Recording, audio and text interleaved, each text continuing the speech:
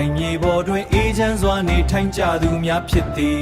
လောဘမာကြီးသူတစ်ပါးနဲ့မြေကိုမချဲ့ထွင်ပဲမချဲ့ထွင်စာကိုမိပါသာရိုးသားစွာရှာဖွေစားတောက်ကြသူများဖြစ်သည်နာဂတို့ဤစရိုက်လက္ခဏာများ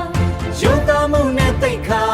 နာဂတို့သည်စင်ရဲတော်လဲသူတစ်ပါးထံမှတောင်းစားခြင်းထားပြလိုက်ခြင်းမပြုကြပါမပြုလို့မိပါကလည်းဝင်မလေးသောရိုးသားသည်စိတ်ထားရှိကြသည်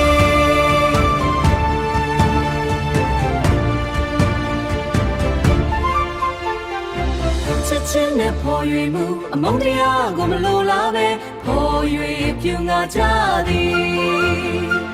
အေဒီများကိုနှွေးထွေးစွာကြိုးဆိုတတ်တော်လဲမိမိတို့ဤမြေကိုလာရောက်လူယူခြင်းကိုမူလုံးဝလက်မခံသည်ပြတ်သားသောစိတ်ဓာတ်ရှိသည်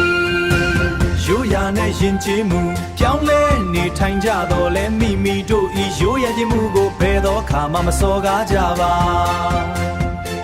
နာဂလူမျိုးတိုင်းသည်ရိုးရာပွဲတော်များကိုတန်ဖိုးထားခြင်းမကြသူများဖြစ်သည်တတိနေကယူနာဂတို့သည်တတိရှိကြတပ်ဖြဲရဲသည်တပ်ဖြဲရဲသည်ရှိတော်လဲအနိုင်ကျင့်တဲ့သူများမဟုတ်သလိုရက်စကြသူများလည်းမဟုတ်ပေဇွဲနဲ့ခံနိုင်ရည်အခက်ခဲများစွာကြာပြည့်လျူရှုခံများကြတွင်လဲဇွဲမလျှော်ရခင်မသောယက်တီနေထိုင်ကြသည်နေချုံ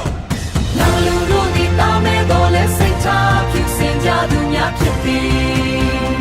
မိမိတို့ရဲ့ဂုဏ်သိက္ခာကိုထင်မြင်သည်ခံရခြင်းအားလက်မခံခြင်းမူကိုယ်ပိုင်ကလေးများဖြင့်ဂု